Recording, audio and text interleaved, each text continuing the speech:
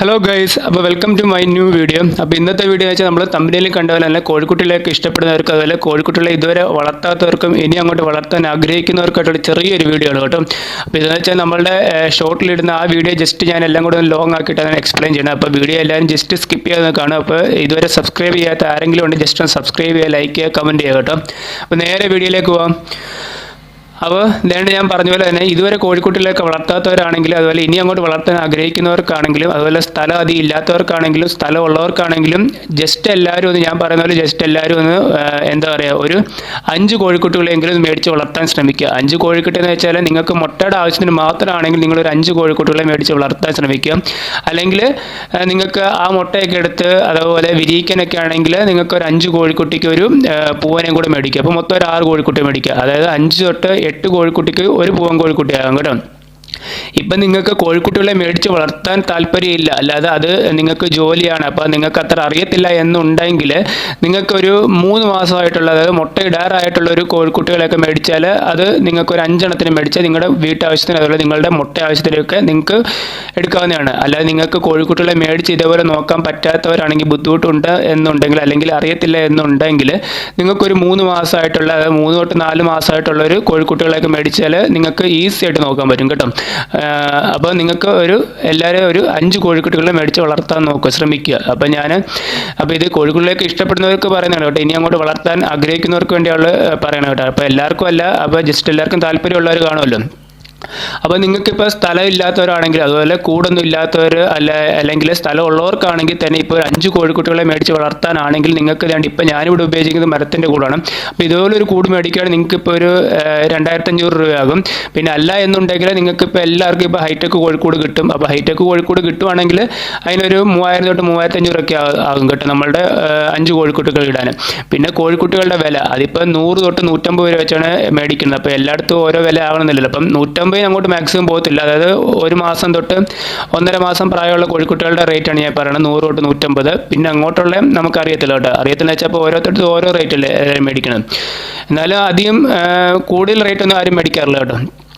പിന്നെ എന്താ വെച്ചാൽ ഇപ്പം നിങ്ങൾക്ക് ഇപ്പം ഹൈടെക് കോഴിക്കൂട്ടിലാണ് വളർത്തുന്നതെങ്കിൽ കൂടിയും അതുപോലെ നമ്മളുടെ മരത്തിൻ്റെ കോഴിക്കൂട്ടിലാണ് വളർത്തുന്നതെങ്കിൽ കൂടി എല്ലാവരും ജസ്റ്റ് ചുറ്റിനും ഒരു ചെറിയൊരു വല ഇടാൻ ശ്രമിക്കുക കേട്ടോ. കാരണം എന്തെങ്കിലും പെട്ടെന്ന് നമ്മുടെ അതായത് പൂച്ചക്കുട്ടികൾ അതല്ലെങ്കിൽ പൂച്ചകൾ അങ്ങനെ പെട്ടെന്ന് ഒരു അറ്റാക്ക് കിട്ടാതിരിക്കാൻ വേണ്ടി ഒരു പച്ച നെറ്റ്, അതായത് നമ്മളുടെ മീൻ പിടിക്കുന്ന അങ്ങനത്തെ വലിയ കണ്ണിയുള്ള വല മേടിക്കാതിരിക്കുക. അതുപോലെ ഞാൻ ഇപ്പോൾ കിട്ടിയേക്കുന്ന പച്ച നെറ്റില്ല, അതുപോലത്തെ ഒരു പച്ച നെറ്റ് ഇടുക. പിന്നെ അതിൻ്റെ പുറത്ത് നിങ്ങൾക്ക് വേണമെങ്കിൽ നിങ്ങൾക്ക് മറ്റേ നീല അതായത് മീൻ പിടിക്കുന്ന വലയുണ്ടല്ലോ അത് വേണമെങ്കിൽ ഇടാം കേട്ടോ.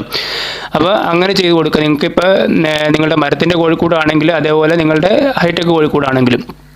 പിന്നെ അതുപോലെ ഇപ്പോൾ നിങ്ങൾക്ക് സ്ഥലമൊക്കെ ഉള്ളവരാണ് അല്ലെങ്കിൽ നമുക്ക് തുറന്നു വിട്ടാൽ അയൽവാസികൾക്കൊക്കെ ശല്യം ഉണ്ടാകുക, അല്ലെങ്കിൽ അപ്പുറത്തും ഇപ്പുറത്തുള്ള വീട്ടുകാർക്കൊക്കെ ശല്യം ഉണ്ട്, കാരണം അവർക്ക് കൃഷിയൊക്കെ തിന്നു എന്നുണ്ടെങ്കിൽ നിങ്ങൾക്ക് എന്ത് ചെയ്യുക, അല്ലെങ്കിൽ നിങ്ങളുടെ ചുറ്റുപാടും പൂച്ച ശല്യം അതുപോലെ കുരങ്ങന്മാർ അങ്ങനത്തെ ശല്യങ്ങളൊക്കെ ഉണ്ടെങ്കിൽ, അപ്പോൾ ഇവിടെ ഇപ്പോൾ കുരങ്ങന്മാർ ഡെയിലി വരും കേട്ടോ. അങ്ങനത്തെ ശല്യങ്ങളൊക്കെ ഉണ്ടെങ്കിൽ നിങ്ങൾക്ക് ഇതുപോലെ ചെറിയൊരു ഹൈടെക് കോഴിക്കൂട് മേടിക്കുക, അല്ലെങ്കിൽ നിങ്ങൾക്ക് ഇതുപോലെ ഒരു മരത്തിൻ്റെ കോഴിക്കൂട് മേടിച്ചാൽ നിങ്ങൾക്ക് അതിന് ചുറ്റും ഇതേപോലെ തൂണ് നാട്ടിയിട്ട് നിങ്ങൾക്ക് വല ഇട്ടിട്ട് മണ്ടയ്ക്ക് ഒരു വല നെറ്റ് മേടിച്ചിട്ടാൽ മതി കേട്ടോ. അപ്പോൾ ഞാനിപ്പോൾ ചെയ്തേക്കെന്ന് വെച്ചാൽ നിങ്ങൾക്കിപ്പോൾ തൂണൊന്നും ഇല്ലാത്തവരാണെങ്കിൽ അല്ലെങ്കിൽ സ്ഥലം അധികം ഇല്ലാത്തവരാണ്, തൂണൊന്നും ഇല്ലാത്തവരാണെങ്കിൽ തന്നെ നിങ്ങൾക്കിപ്പോൾ പഴയ PVC പൈപ്പൊക്കെ കാണുമല്ലോ, നമുക്ക് ഇപ്പോൾ ആക്രിക്കടയിലൊക്കെ പോയ പ്ലാസ്റ്റിക്കിൻ്റെ PVC പൈപ്പൊക്കെ കാണും. ആ ഒരു PVC പൈപ്പ് മേടിച്ചിട്ട് ഇപ്പം നിങ്ങൾക്ക് എന്തായാലും ഒരു 6 തൂണ് നാട്ടേണ്ടി വരും. ഒരു വല കെട്ടാണെങ്കിൽ ഒരു മിനിമം ഒരു 6 തൂണ് നാട്ടേണ്ടി വരും കേട്ടോ. അപ്പോൾ 6 തൂണ് നാട്ടണമെങ്കിൽ 6 പൈപ്പ് മേടിച്ചിട്ട് അതേപോലെ 6 കമ്പിയും മേടിക്കുക, ചെറിയ മുറിച്ച കമ്പി മേടിക്കുക. അപ്പോൾ ഞാൻ ആ കമ്പി എങ്ങനെ നാട്ടുന്നത് അതുപോലെ ആ PVC പൈപ്പ് എങ്ങനെ നാട്ടുന്നത് ഞാൻ കാണിച്ചിട്ടുണ്ട്, കുഴി എടുക്കാതെ തന്നെ. അപ്പോൾ അങ്ങനെ ആ വീഡിയോ ജസ്റ്റ് ഒന്ന് കാണാത്തവരാണെങ്കിൽ കേട്ടോ. അപ്പോൾ ഇതുകൊണ്ട് അങ്ങനെയാണെങ്കിൽ അത് ഞാൻ ഷോർട്ടിൽ ഇട്ടിട്ടുണ്ട്. അപ്പോൾ വീഡിയോ കാണാൻ താല്പര്യം ഇല്ലെങ്കിൽ ജസ്റ്റ് ഷോർട്ട് കയറി കണ്ടാലും മതി കേട്ടോ. അതുകൊണ്ട് അങ്ങനെ നിങ്ങൾ ആ കമ്പി മേടിച്ചിട്ട് അതായത് മുറിച്ചൊരു 6 കമ്പി മിനിമം മേടിക്കണം തൂണ് കാട്ടാൻ. അങ്ങനെ കമ്പി മേടിച്ചിട്ട് കമ്പി ജസ്റ്റ് നമ്മുടെ മണ്ണിലൊന്ന് കല്ല് വെച്ച് ചുറ്റി വെച്ച് അടിച്ച് താഴോട്ട് ഇറക്കിയിട്ട് നമ്മുടെ ഈ PVC പൈപ്പ് ഇച്ചിരി വണ്ണമുള്ളൊരു PVC പൈപ്പ് ആ കമ്പിയുടെ മണ്ടയിലോട്ട് ഇറക്കി വെച്ചാൽ മതി കേട്ടോ. അങ്ങനെയാണെങ്കിൽ നമുക്ക് 6 തൂണ് ഈസി ആയിട്ട് ഉണ്ടാക്കാൻ പറ്റും. ഇങ്ങനത്തെ തൂണുകൾ മരത്തിൻ്റെ ഒന്നും ഇല്ലാത്തവരാണെങ്കിൽ, അതായത് സ്ഥലം ഇല്ലാത്തവരും ആണെങ്കിൽ നിങ്ങൾക്ക് ചെറിയൊരു ഷെഡ് പോലെ നമുക്ക് ഉണ്ടാക്കാൻ പറ്റും. ഇങ്ങനത്തെ കമ്പി മണ്ണിലൊക്കെ താഴ്ത്തിറക്കിയിട്ട് അതിൻ്റെ മണ്ടയ്ക്ക് PVC പൈപ്പ് ഇറക്കി വെച്ചാൽ മതി. എന്നിട്ട് അതിൽ കൂടെ നമ്മളുടെ ഈ വല ചുറ്റി നല്ലപോലെ എടുക്കുക. അപ്പോൾ വലയൊക്കെ ചുറ്റുന്ന ഞാൻ കഴിഞ്ഞ വീഡിയോയിൽ ഇട്ടിട്ടുണ്ടായിരുന്നു. അപ്പോൾ ജസ്റ്റ് ഒന്ന് കാണാത്തവരും ജസ്റ്റ് ഒന്ന് കാണുക കേട്ടോ. അപ്പോൾ വലയൊക്കെ ഇടുമ്പോൾ എല്ലാവരും ചെറിയ ഹോളൊക്കെ ഇട്ടിട്ട് അതുപോലെ മറ്റേ നമ്മളുടെ മീൻ പിടിക്കുന്ന വലയുടെ പോലത്തെ ഹോൾ ഇട്ടിട്ട് എല്ലാവരും ഒന്ന് ഫിറ്റ് ചെയ്യാൻ ശ്രമിക്കുക. അത് നമ്മളുടെ വല കേട്ടോ. അപ്പോൾ അത് കഴിഞ്ഞിട്ട് നിങ്ങൾക്കിപ്പം എന്താ പറയുക, ഇപ്പം മരത്തിൻ്റെ കോഴിക്കൂട് മേടിക്കാൻ താല്പര്യമില്ല, അല്ലെങ്കിൽ നിങ്ങൾക്ക് ഹൈടെക് കോഴിക്കൂട് മേടിക്കാൻ താല്പര്യം ഇല്ലാത്തവരാണെങ്കിൽ നിങ്ങൾക്ക് നമ്മളുടെ മില്ലിൽ പോയാൽ, മരം ഇറക്കുന്ന മില്ലിൽ പോയാൽ നമുക്ക് ഇഷ്ടം പോലെ നല്ല പലകകൾ കിട്ടും. പിന്നെ അത് കൊടുത്താൽ നമുക്കൊരു 100-150 രൂപയ്ക്ക് നമുക്ക് മാക്സിമം ഒരു 250 രൂപയ്ക്കൊക്കെ നമുക്ക് അവിടുന്ന് പലകകളും കിട്ടും. അതുപോലെ 2-3-4 കാലും കിട്ടും. അപ്പോൾ കോഴിക്കൂട് പിന്നെ നമുക്കൊരു 50 രൂപ 70 രൂപയ്ക്കൊക്കെ നമുക്ക് കുറച്ച് ആണി നമുക്ക് മേടിച്ചത് കേട്ടോ. അപ്പോൾ അങ്ങനെ അടിച്ച് കോഴിക്കൂട് തയ്യാറാക്കാൻ അറിയാവുന്നവരാണെങ്കിൽ എല്ലാ ഐഡിയകളൊക്കെ ഉള്ളവരാണെങ്കിൽ അങ്ങനെ ചെയ്താലും മതി. അപ്പോൾ മരത്തിൻ്റെ കോഴിക്കൂട് മേടിക്കേണ്ട കാര്യമില്ല, നിങ്ങൾക്ക് ഈ ഹൈടെക് കോഴിക്കൂട് മേടിക്കേണ്ടതല്ല. അപ്പോൾ അങ്ങനെ ചെയ്താൽ അത് കേട്ടോ. അല്ലെങ്കിൽ നിങ്ങളുടെ പഴയ പോയ മേശ കാണുമല്ലോ, മേശ ഉണ്ടെങ്കിൽ നമ്മളുടെ മേശ ഉണ്ടെങ്കിൽ സുഖമായിട്ട് നിങ്ങൾക്ക് ഒരു നല്ലൊരു കോഴിക്കൂട് മരത്തിൻ്റെ പോലെ തന്നെ ഉണ്ടാക്കാൻ പറ്റും. അതിൽ മേശ എടുത്താൽ സൈഡ് മൊത്തം നമുക്ക് ചെറിയ നെറ്റ് കൊണ്ട് മറച്ചാലും ബാക്കി ഒരു വശം തടി കൊണ്ട്, അതായത് മരം മുറിക്കുന്ന മില്ലിൽ ചെന്നിട്ട് ചെറിയ പലകൾ മേടിച്ചടിച്ചാൽ നിങ്ങൾക്ക് സുഖമായിട്ട് നല്ലൊരു കോഴിക്കൂട് ഉണ്ടാക്കാൻ പറ്റും കേട്ടോ. അപ്പോൾ മേശയുടെ വേണമെങ്കിൽ ഞാൻ കാണിച്ചു തരാം നിങ്ങൾക്ക് എങ്ങനെ ഉണ്ടാക്കേണ്ടതാണ്. അപ്പോൾ ഞാൻ വേണമെങ്കിൽ ഞാൻ കാണിച്ചു തരാം, നിങ്ങൾ കമൻറ്റ് ചെയ്യുകയാണെങ്കിൽ. പിന്നെ ഇവരുടെ തീറ്റ ചെലവ്, ഇപ്പോൾ അടച്ചിട്ടിരിക്കുന്നവരുടെ കോഴിത്തീറ്റ ചിലവാണെങ്കിൽ മാക്സിമം ഒരു 5 കോഴിക്ക് ഒരു 10 തൊട്ട് 20 കിലോ വേണ്ടി വരും. അപ്പോൾ 10 തൊട്ട് 20 കിലോയ്ക്കെന്ന് വെച്ചാൽ മാക്സിമം ഒരു ഒരു 600 രൂപയെങ്കിലും വേണ്ടി വരും കേട്ടോ. ഇപ്പം ഞാനിപ്പോൾ ഇവിടെ എടുത്തിരിക്കുന്നത്, ഞാനിപ്പോൾ ഒരു 10 കോഴിക്കാണ് എടുത്തിരിക്കുന്നത്, 10-11 കോഴിക്കാണ് എടുത്തിരിക്കുന്നത്. അപ്പോൾ നമുക്കിവിടെ ഒരു 11 കോഴിയുണ്ട്. അപ്പോൾ ഞാൻ അവർക്ക് വേണ്ടി എടുത്തിരിക്കുന്നത് വെച്ചാൽ ഒരു മാസത്തേക്ക് 6 കിലോ കോഴിത്തീറ്റ, അതായത് 3 കിലോ കോഴിത്തീറ്റയും 3 കിലോ തവിടുമാണ്.